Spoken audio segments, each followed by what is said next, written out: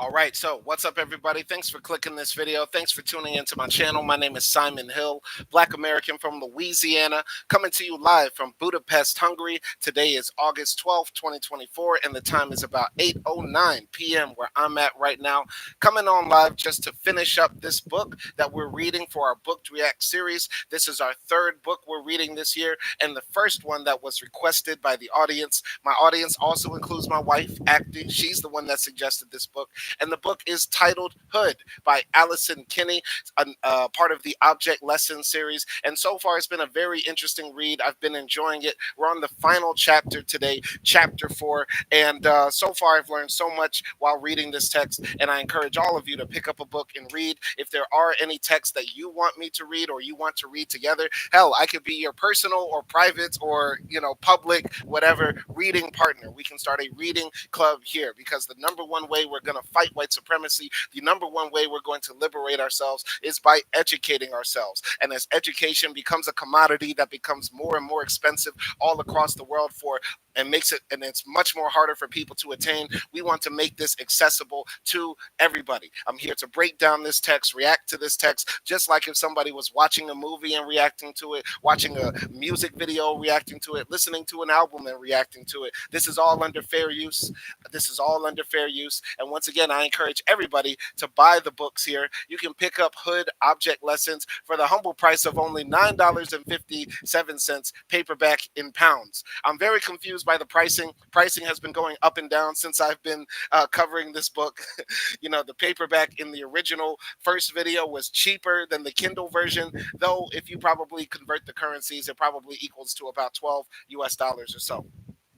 Anyway, let's get into it. We're starting here, chapter 4. It's what's under the hood that counts. The disinherited knight had exchanged his armor for the long robe usually worn by those of his condition, which, being furnished with a hood, concealed the features, when such was the pleasure of the wearer, almost as completely as the visitor of the helmet itself. But the twilight, which was now fast darkening, would of itself have rendered a disguise unnecessary, unless to persons to whom the face of an individual chanced to be particularly well known. Sir Walter Scott, and that's from Ivanhoe. Never read Ivanhoe. Maybe I should read it. Should I read the classics? Reading some classic material. By classics, I mean classics to the Anglophones, right? But why not? Why not? Maybe I should read some of those classics. Anyway, who else wears hoods? Everybody. Surpassing the hood's long association with danger is its longer, infinitely varied precedent of fashion and practicality. Hoods for all the purposes of our lives. Samurai wore foldable armored hoods, and women of the Azores wore gigantic electric blue Marie Antoinette looking capote y capello, hooded cloaks, well into the 20th century.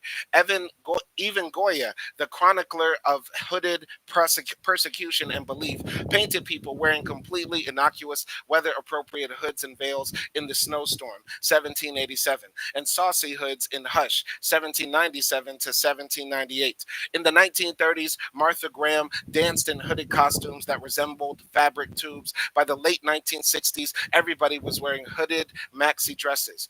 And we all wear hoodies. On a 2011 Newsweek cover, Sarah, waterboarding is how we baptize terrorists, Palin, wore a heather gray hockey mom hoodie to announce that she would win the U.S. presidency. In 2006, Sean Combs bedazzled a black and white cotton slash polyester blend hoodie with crystals for the collection of London's Victoria and Albert Museum. The world's most sublime operatic tenor, Jonas Kaufman, wore a black hoodie on the cover of his Winterreise album, more or less deliberately evoking Romano-British hybridal mosaics. The National September 11th Memorial Museum sells a black darkness hoodie that proclaims, "In darkness we shine brightest." After American Giants made in the USA hooded sweatshirt, 100% cotton, streamlined fit, double-lined hood was proclaimed the greatest hoodie ever made. The influx of orders resulted in a 4-month backlog and the opening of 4 new stateside factories to sew them. I wanted to wear a hoodie for these live streams for this very short book, but it's way too hot here in Budapest. I wanted to match the theme of the book, but y'all just have to get this tank top and the tattoos and the semi-muscular chest. I've been doing my push-ups, going to the gym right after this. Continuing here.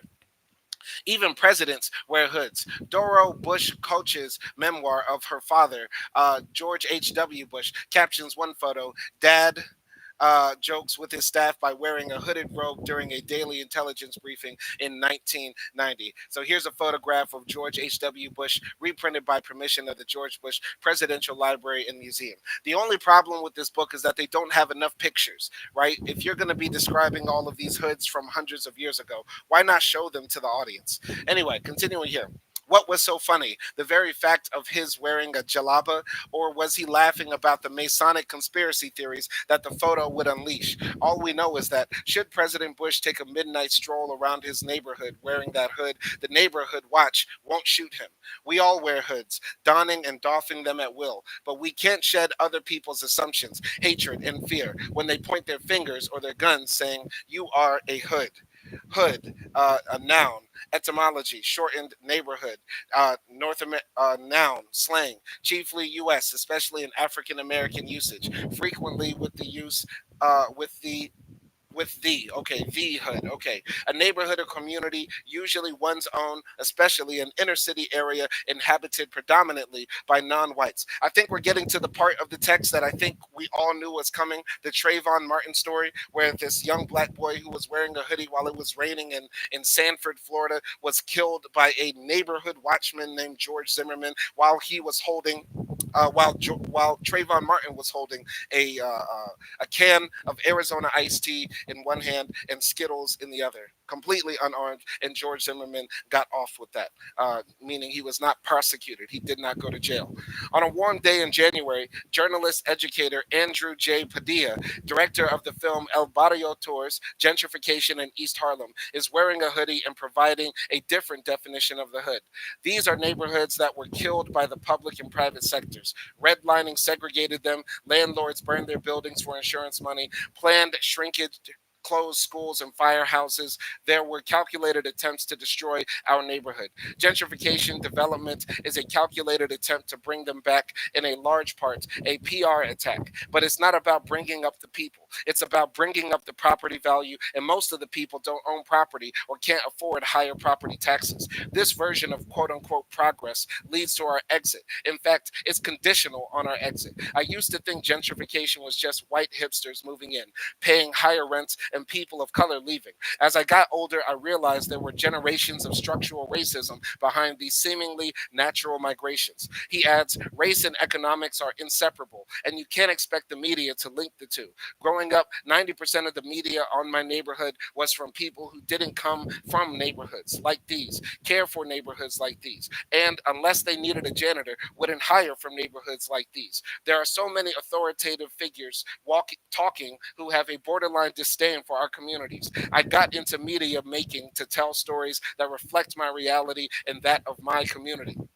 A different reality, different community. In 1975, the Council for Public Safety comprised of New York police and firefighters, published the booklet Welcome to Fear City, a survival guide for visitors to the city of New York. The front cover featured a black hooded skull.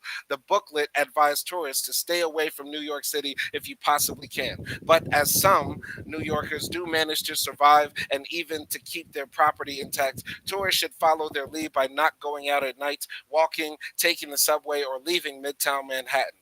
Their definition of New Yorkers included only the Manhattanites, shuttling in cabs between doorman buildings, trying their darndest not to run into the Grim Reaper, who presumably rode the subway in from the Bronx, Brooklyn, or Queens. There's a gritty 1989 film that captures this epoch of Fear City. The scene opens in 1977 in downtown Washington Square Park, where a young woman regards a man with wary hostility. He wears a gray hoodie, he carries a baseball bat, but they part with further incident. He too to embark on his career as a political analyst, she to write for the New Yorker. The man in the hoodie is Billy Crystal. The woman is Meg Ryan. The film is When Harry Met Sally. That's funny. That's funny. That's very, I mean, what she's trying to say is that, in this story, New York is painted in a beautiful light because, Billy Crystal is a white man wearing a hoodie, carrying a baseball bat. But had he been, I don't know, Billy D. Williams, right? This would have been Fear City. The movie would have been titled Danger, right? Danger for Meg Ryan. Yeah. Anyway, continuing here.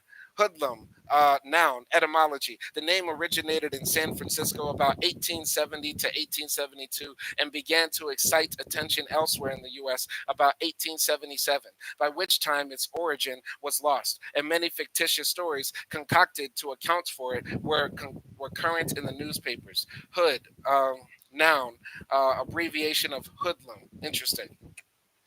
Hoods as garments, hoodlums, hoods as people, and neighborhoods don't necessarily have an etymological relationship, but etymologies don't have to be true to have real consequences for people and places. The word hoodlum and its 1930s variant, hood, can stick to anybody so long as somebody else thinks he's a problem. Taking it one step further, the dehumanizing British slur, hoodie, which conflates the garment and the person wearing it, is fraught even to identify the figure of speech.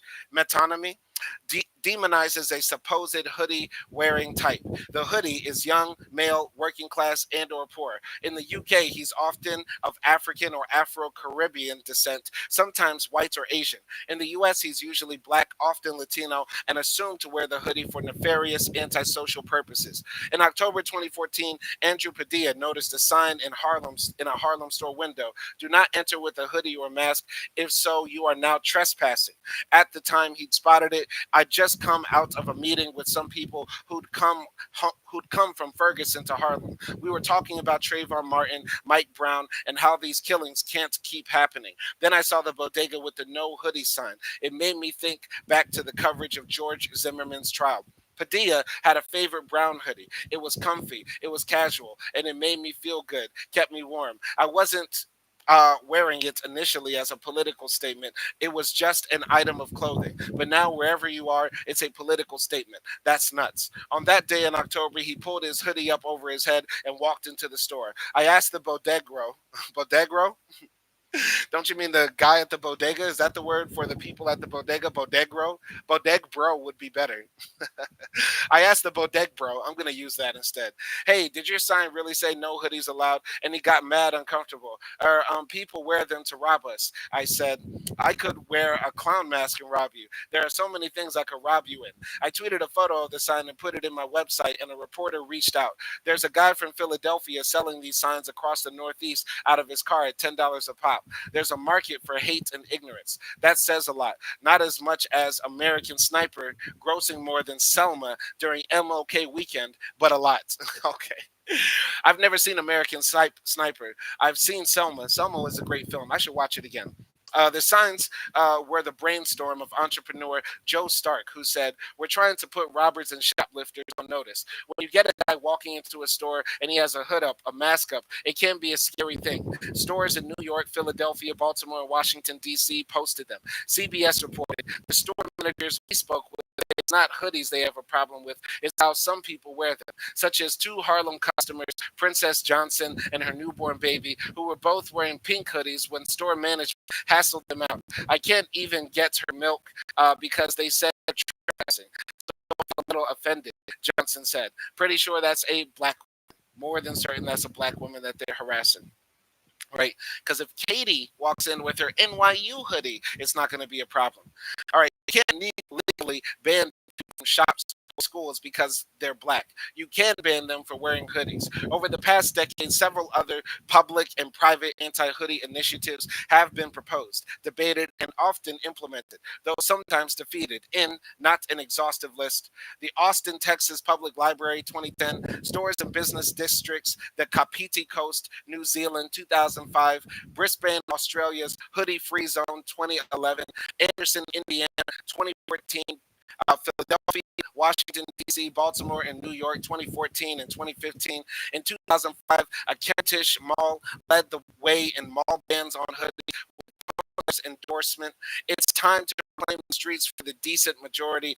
The mall also banned leafleting and canvassing. Schools, 2005, Meriden, Connecticut 2007, Andale, Kansas 2009, Hoboken, New Jersey 2013, in 2014, Bealsville, Ohio, Jackson County, Florida, and Staten Island, New York. One Portsmouth, Virginia high school ingeniously banned hoodies on the grounds that they harbored bed bugs. It not ban such bedbug harboring objects as shirts, sweaters, pants, backpacks, desks, light fixtures, or walls. The relationship between hoodies, identity, and free speech was evident in the 2014 One Girl Hoodie ban on Saskatchewan creator Tanel Starr of the Star Blankets Cree Nation. Her school forbade her to wear her purportedly racist, cheeky, and rude fuchsia hoodie printed with the message "Got land, thanking." That's funny. That's funny. And let that girl wear that hoodie. I want that hoodie. That's a pretty funny hoodie. Fuchsia too. Stylish. Starting on them. Though I got no shoes to match fuchsia.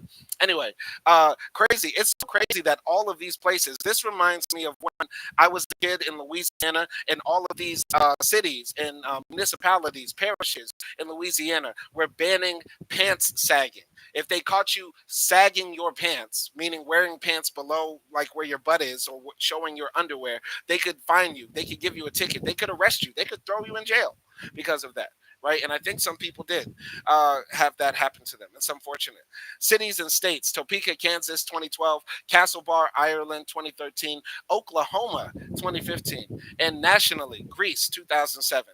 For a decade in the UK, antisocial behavior orders, judicial rulings that punish non criminal nuisance behavior with the threat of fines or jail time, explicitly banned many individuals from wearing hoodies. When, in 2006, one overzealous UK shopping center guard asked a customer to lower her hood, the incident reached the BBC News. Afterward, the store publicly apologized. Why? For having criminalized a middle-aged, middle-class white woman. "I couldn't believe he was talking to me. I'm supposed to look like a nasty thug," said hood wearer Kay Parnkut, adding, "I know now how the youngsters feel to be treated like a criminal for wearing something different. I felt humiliated by the experience. So it must be even worse for teenagers who already encounter problems growing up. Not just teenagers. Rachel Gerlinghouse has written about the day a white woman called her black toddler son a thug.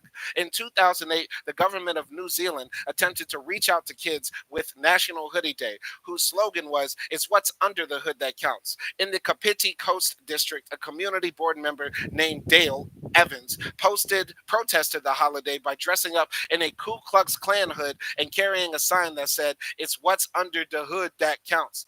Number one, once again, this is why I don't let anybody tell me that when black people are called the N-word abroad, white people or other people that are adjacent to whites or non-black can say, "Oh, we didn't know the N-word was offensive." Meanwhile, the whole entire world knows that the KKK Klan hood is offensive. And because this happened in New Zealand, millions of miles away from America, right? If not millions of miles, hundreds of thousands of miles away from America. It's so crazy. And everybody knows that if the KKK hood is offensive, they also know that the N word is offensive, because everybody knows that the KKK was using that slur while they were killing and slaughtering black people. Continuing here. He wasn't the only protester. MP Ron Mark denounced the holiday, saying, "It is so inflammatory and incites the wrath of the average Kiwi out there who is struggling to deal with the tagging on their streets and the gang culture of some young people who use the hoodie, who use Black American rap culture as their theme. Such assumptions about hoodie wearers are also rife in the histories of the hoodie. In the 1970s and 1980s, so the story goes, Black American graffiti artists, hip hop fans, and gangs adopted hoodies, not because they looked cool or warm, but to evade the police, hide their identities, and flaunt their underground/underworld connections. There's no room in this narrative for actual hip hop artists like Gothic futurist, I'm not going to pronounce that, Rammelsey, I guess, who wore a fake fur and plastic robot insect samurai hood. Graffiti writers who were fighting a war, he said, to wrest control of the alphabet, a mission they'd inherited from 14th century hooded monks. The hoodie narrative also doesn't account for the huge influence of sports superstars or designer Norma Kamali, or the revival of the mid-century Ivy League look for 1980s preppies. The hooded sweatshirts, garbadine windbreakers, and yacht anoraks of the white privilege class, who for roughly a century had been slouching towards sportswear. Origin stories of the hoodie's popularity lean hard on stereotypes of urban black cultures, omitting all these other simultaneous mutual influences, including the strongest influence of all, branding. Abercrombie, anybody? Tommy Hilfiger, Nike. The hoodie belonged to jocks, rappers, fashionistas, Ivy Leaguers, punks, and laborers all at once. But the culture that finally made it a staple of mainstream style was the dangerous underworld of the fashion industry, large scale garment production, marketing, retail, and vast corporate wealth. As Halifu Osmara says, the hoodie has become one of those cultural markers of the gangster outlaw. It is part of the construction that happens within capitalism. So now when people see a black man with a hoodie in the street, it becomes an image of potential thug or gangster. You have these stereotypical images in mind, not of what everyone is actually like, but what capitalism has promoted as part of this style's trend. Maybe people would see hoodies differently if they adopted the Saskatchewan term bunny hugs instead. Yeah, it's hard to be threatening wearing a bunny hug. Look at that black boy in a bunny hug. But then white people would say, "Look at those jungle bunnies wearing bunny hugs." That's what they're gonna say. Anyway, yeah, maybe people would see hoodies differently if they adopted the Saskatchewan term bunny hugs instead, or if the bias against young black men in hoodies presupposed them all to be Yaleys. Everybody wears hoods, but nobody's calling President Bush Yaley a hood. I love wearing hoodies, says Andrew Padilla in Harlem. I haven't seen the statistics, and I don't know from comparing the closets of white people on the Upper East Side and people in Harlem who's more likely to wear a hoodie, but I'd venture to say it's pretty common item of clothing, he adds. There are lots of crimes happening on Wall Street, but we don't stop and frisk people who wear Brooks Brothers suits. What suit was Sheldon Silver wearing? What kind was Bernie Madoff wearing? To be profiled as a hoodlum, or a hoodie, a person doesn't need to be a troublemaker or a criminal. He doesn't need to be wearing a hoodie. So long as he has an identity that somebody else criminalizes and dehumanizes, all he has to do is exist. Anyway, never wear a hoodie. Ever. J. Drew Lanham, The Rules for the Black Birdwatcher. The Archbishop of York, Dr. John Sentamu, is the first black bishop and archbishop of the Church of England. In 2000, while he was a bishop of Stepney, he was subjected to his eighth stop by a police officer, ordered to get out of his car and questioned. It was raining. Dr. Sentamu was wearing a hooded anorak over his white clerical collar. Experiences like these made him take up the cause of hoodies. 99% of those who wear hoodies are law abiding citizens, he averred, while wearing a hoodie of his own. Chicago talk show host Charles Butler once wrote, "With hoods pulled up and the pants pulled down, these boys have the look of the drive by shooter, the armed robber, and the perpetrator of other heinous crimes seen nightly on cop shows and newscasts." He was writing about the night he nearly attacked his own nephew who was wearing a hoodie. Respectability politics, like him, desperately hope that if black archbishops would just take off their hoodies and wear suits, racial profiling would disappear. But wearing a $400 suit didn't prevent Richard McIver from being hauled from his car, pinned and cuffed by cops policing the 1999 Seattle WTO protest. All they were interested in was all they were interested in was that I was a black man who wasn't doing what they wanted. I've been treated like an N-word before, and that's what this is like. McIver wasn't a protester. He wasn't wearing a hoodie. In fact, he was a member of the Seattle City Council on his way to a WTO reception at the Westin Hotel. This is why I say all the time, it doesn't matter what we wear, which is why I wear whatever I want. I wore a suit today to work. I wore a tie today to work. I wore my tank top yesterday to the gym. I wear, my sweats outside going to the store to buy groceries for the house. And I don't care anymore. I used to think, that maybe I could protect myself by wearing my suits all the time. I used to think if I wore my, wingtip shoes, that people wouldn't look at me a certain way. But I've been wearing my suit and called the N word, and I've been wearing my hoodies and called the N word. It doesn't matter what we wear, which is why we have to be as free as we want to be. Yes, this is my experience. Totally, totally. Anyway, continuing here. The respectability of being a council member like mine. Jumaine D. Williams, cuffed and detained by police for walking on a Brooklyn sidewalk. A chaired Harvard professor like Henry Louis Gates or the second most senior bishop of the Anglican Church and an ex officio member of the House of Lords like Dr. Sentamu, doesn't save people of color from racial suspicion, profiling, stop and frisk, and other white supremacist acts. People who have less privilege are even more likely to face and be blamed for the unjust treatment they experience. Being a member of a marginalized racial, ethnic, religious, or gender group, working class or poor, homeless, or an undocumented immigrant, having a developmental disability or illness, or living in a violent neighborhood can all be attributes of need, vulnerability, and inequality. People with greater privilege often judge these attributes as criminal and deviant, citing them to justify violence against the victims. A 1992 report on the LAPD found that officials used the term NHI, no humans involved, to describe cases involving young black men. Wow. Wow. That's crazy. See, you learn something new every day. The LAPD didn't even think black men were human. Didn't even think black men were human and had that officially in writing. NHI, no humans involved when black men are in there. That's the Los Angeles Police Department for people that don't know. Los Angeles, California, USA. Black men are not human. One bitter irony of the objectification of hoodies is that the more disadvantaged and precarious people's lives are, the more likely they are to want to hide from hostile attention and violence. Butler's nephew had turned up his hood defensively out of fear. In turn, the more likely they are to be blamed for wearing the garments they can afford and require for invisibility and self defense. Mm. Wow. Wow. So in 2006, UK Conservative leader David Cameron gave what would be dubbed the Hug a Hoodie speech. The fact is, it's frightening for a man in a suit to walk down certain streets at night, but think about how much more frightening it must be for a child. Because the fact is that the hoodie is a response to a problem, not a problem in itself. We, the people in suits, often see hoodies as aggressive, the uniform of a rebel army of young gangsters. For me, adult society's response to the hoodie shows how far we are from finding the long term answers to put things right. Critics pillared his speech as soft on crime and a sentimental campaign soundbite, both of which were beside the point. It was a classic compassionate conservative maneuver to justify the defunding of social programs, and 4 years later, Cameron's government would do just that.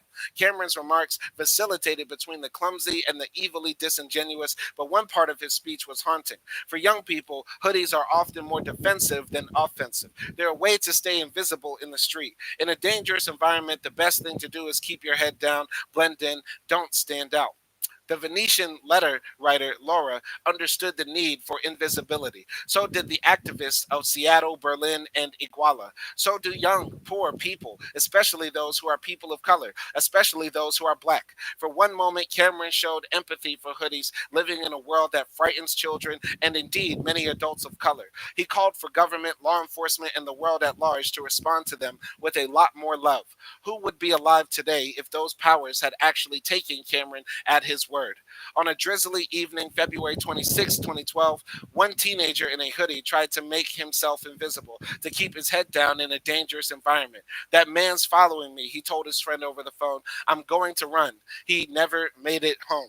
I'm pretty sure we're about to get to Trayvon right here. But yeah, once again, the compassionate conservative narrative, where I think this is mostly in the UK, because in the US, we do not have compassionate conservatives. They're bold and brazen with how much they want to defund the state, defund social programs, and just make the rich richer, right? Trickle down economics. Let's give tax breaks to the wealthy, and hopefully you, young poor person, can get a little bit of the crumbs that fall from the table. We don't have that in America, but it's interesting that in the UK they have that with the Tories, who are the conservative party there. And yeah, this idea that you can say, that you want people to be compassionate towards the less fortunate, you want people to donate to charity, but at the same time you try to cut social spending to try to make it harder for people to make it out of the lower rungs of society. It's sort of paradoxical, and it doesn't make sense. Continuing here. Black boy has skin like the night sky, carries the world and wear it as a hoodie. He is decorated with bullet wound stars, and people aren't wishing on them. Miriam Coker, from her poem Comets.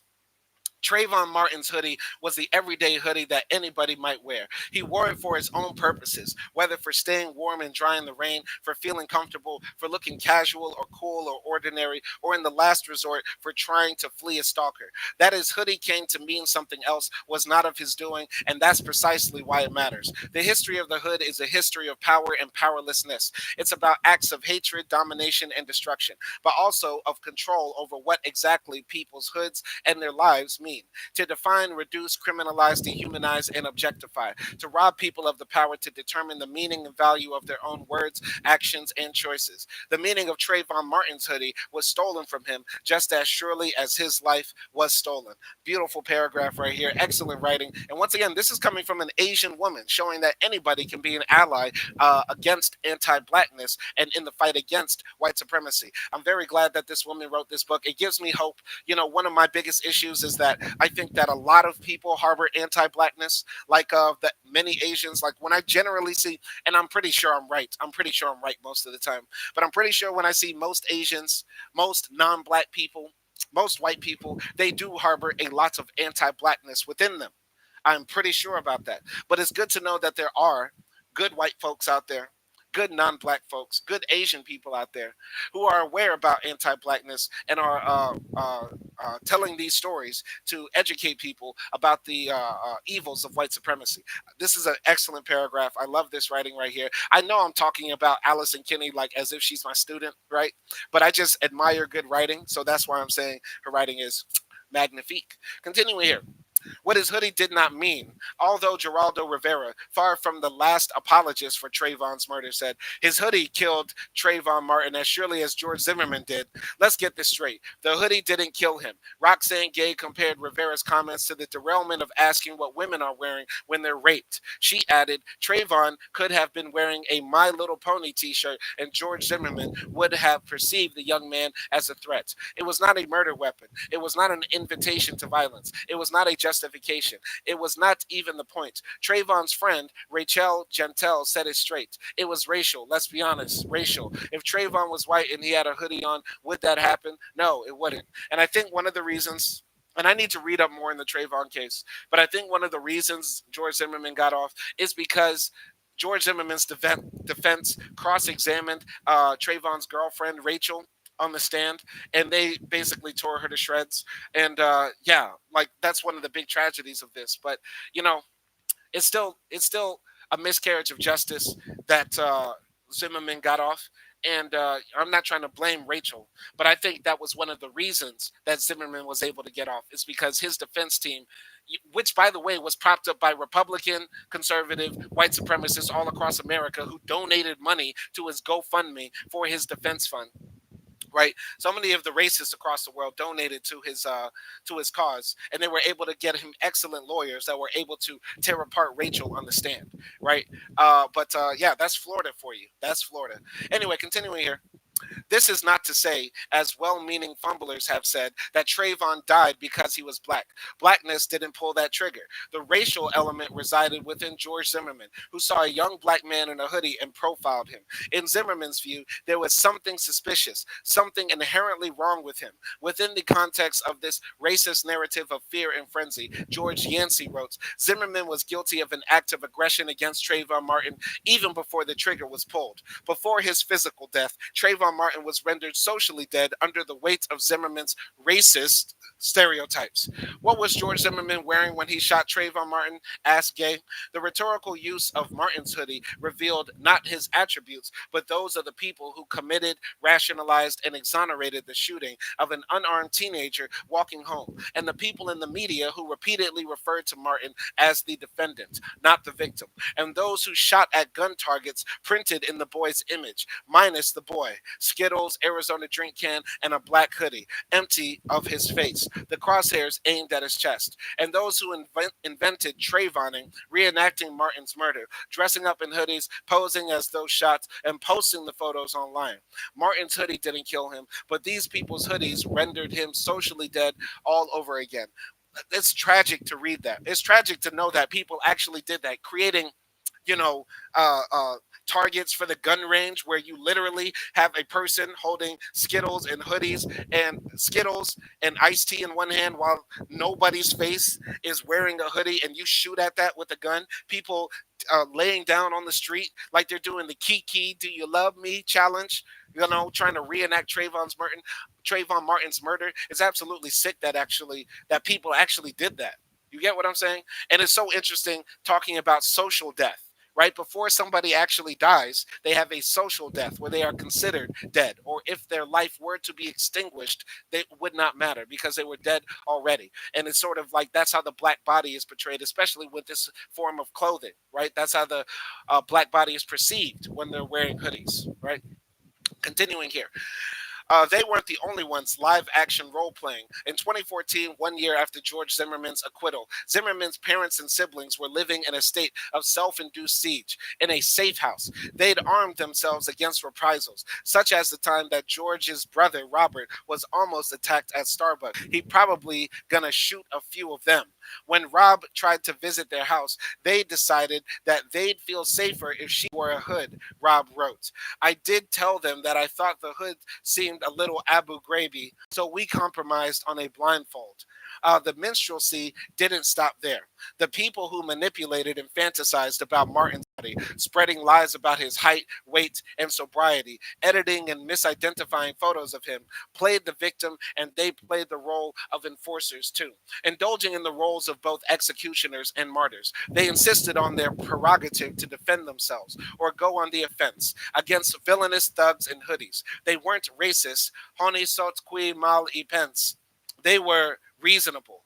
They simply objected to the idea that Zimmerman's killing of Martin, the police's negligence, the media coverage, or the jury's acquittal needed to be, as they put it, politicized or racialized. I have to find out what this Latin term means because I've never heard this one before, and I never took Latin before, and I'm not interested in Latin, but it probably has a meaning. Honi soit. All right. This means shame on him who thinks evil of it. Ah, that's funny. Okay. They weren't racist, but shame on them who thinks evil of it. They were reasonable. They simply objected to the idea that Zimmerman's killing of Martin, the police's negligence, the media coverage of the jury's acquittal needed to be, as they put it, politicized or racialized. But what some people call common sense looks an awful lot like privilege, rationalization, denial, and white supremacy. It was white supremacy that made people demand apologies from President Obama for saying, if I had a son, he'd look like Trayvon. White supremacy is responsible for the systematic devaluation of black and brown people's lives, and for the fact that their harassment, suffering, and murder at the hands of law enforcement represent not states of exception, but rather the state of the nation.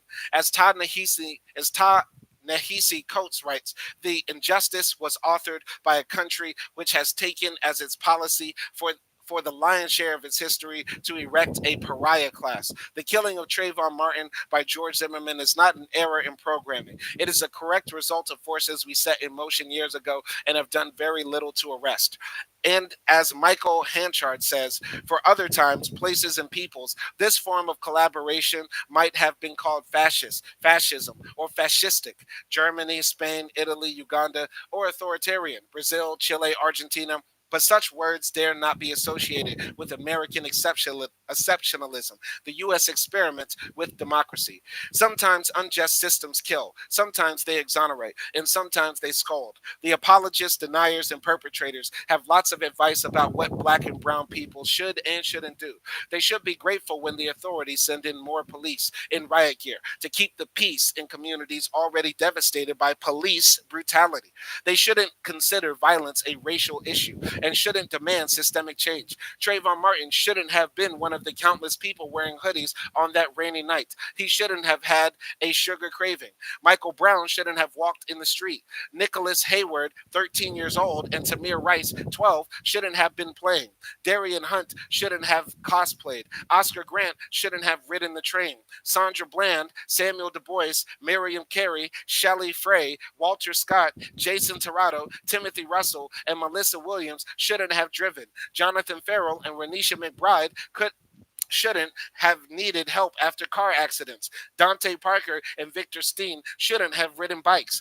Kay Gurley and Timothy Stansbury shouldn't have taken the stairs. Kenneth Chamberlain's heart monitor shouldn't have gone off. Anthony Baez shouldn't have thrown a football. Rakia Boyd, James Brissett, Marlon Brown, Patrick Dorisman, Freddie Gray, Kamani Gray, 13, Kendrick McDade, Taisha Miller, Victor White III, and Antonio Zambrano Montez shouldn't have gone out. Aaron Campbell, Ramarley Graham, Yvette Smith, Tariq Wilson, Ayanna Stanley Jones, 7, Katherine Johnston, 92, and Pearlie Goldie, 93, shouldn't have been at home. Margaret Laverne Mitchell shouldn't have been homeless. John Crawford shouldn't have shopped for s'mores ingredients. Michael Stewart shouldn't have been an artist. Usman Zongo shouldn't have sold art. Jordan Davis shouldn't have played music. Ronaldo Cuevas shouldn't have fled robbers. Ronald Madison shouldn't have fled gunshots. Sean Bell shouldn't have been getting married. Amadou Diallo shouldn't have tried to show ID. Kayla Moore and Isla Nettles shouldn't have come out as trans women. Tanisha Anderson, Mohammed Ba, Eleanor Bumpers, Michelle Cusseau, Ezel Ford, Sharice Francis, Jason Harrison, Anthony Hill, Dante Ivy, Natasha McKenna, Iman Morales, Matthew Ojibada, Kajime Powell shouldn't have had mental illnesses. Eric Garner shouldn't have stopped breathing. Damn, a list of martyrs right there. Powerful text right there. All of those names, many of those names I'm familiar with. Many of these are martyrs that whose tragedies I saw on TV or saw on social media. The horrific things that happened to them by police, by vigilantes, by armed civilians in America, and it's a shame. It's absolutely a shame that this much violence can happen to Black people in the modern day. This much violence can happen to Black people, and I think there's also some Latino people in here as well. And who knows, maybe even some white people, because some of these names I'm not familiar with. But in America, we have a sick culture where every year thousands of Americans are killed by police, many of them unjustly, and a large proportion of them are young Black men and also middle-aged Black men as well, who are killed unjustly by the police at a higher rate than white men. It's a shame that this continues to happen in America, and people act like there can be no recourse for it. We have no solution for it. First and foremost, we need to take away the immunity from police. There needs to stop being qualified immunity. Secondly, we need a big change in the gun culture in America, because while I do not make any excuses for a white supremacist police officer murdering a Black man, the police in America do have an argument when they say that they are on edge. I repeat, the police in America do have an argument when they say that they are on edge, because so many Americans are armed. So many Americans actually have their hands on weapons, right? It is a dangerous job to be a police. No, it is not the most dangerous job, but it's much more dangerous than being a police officer in Spain, in Germany, in Italy, in Poland, because their citizens are armed to the teeth like we are. There needs to be a change in the gun culture, and the white supremacist policing needs to stop. We need to actually train these police officers to not profile Black people. We need a change in how the justice system works, where these police begin to investigate themselves whenever they kill an innocent civilian. That's what needs to change in America. This is one of the most powerful paragraphs I have ever read, and once again, I'm taken aback by the sheer amount of martyrs that we have had in America, who have died at the hands of police and racist civilians who are armed, and how we are going to use the names of these martyrs, the blood of these martyrs, to actually try to fight for justice in the ideological war against white supremacy. Oh man, continuing here. This matters, because it doesn't matter in the way Rivera meant. It was Trayvon Tutty, for him to wear as he liked, to own it, to own its meaning, to own the freedom with which, wearing it, he'd move through the world. But his killer and those who collude with and excused such killers, took it up as both cloak and battle flag. They used and still use it to suppress the truth about bigotry, violence, and injustice. As they've done before, they use it to hoodwink, to invent dubious justifications, to blame violence upon its victims, to deflect attention and outrage, to prevent any change from happening. They use the hood, among all those other excuses, to blame murder on the men, women, and children who died, their bodies, hoodies, habits, and existences. They might as well claim that the victims have up and killed themselves. Move on, nothing to see here. The hoodie matters every time people see a black boy in a hoodie and remember only their own loathing and fear, and not the defenseless child who died. What are you on? Florence Patton Reese's Union Song, which inspired the Requiem for Mike Brown. The history of hoods is that of people going about their daily lives only to face pain and injustice. It's also the history of people determining whose lives do and don't count, who is or isn't human, who is or isn't an object. One man wears a hoodie for his billion-dollar company's IPO. Others wear pro-cop hoodies printed with the message, "I can breathe," at a march for Eric Gardner.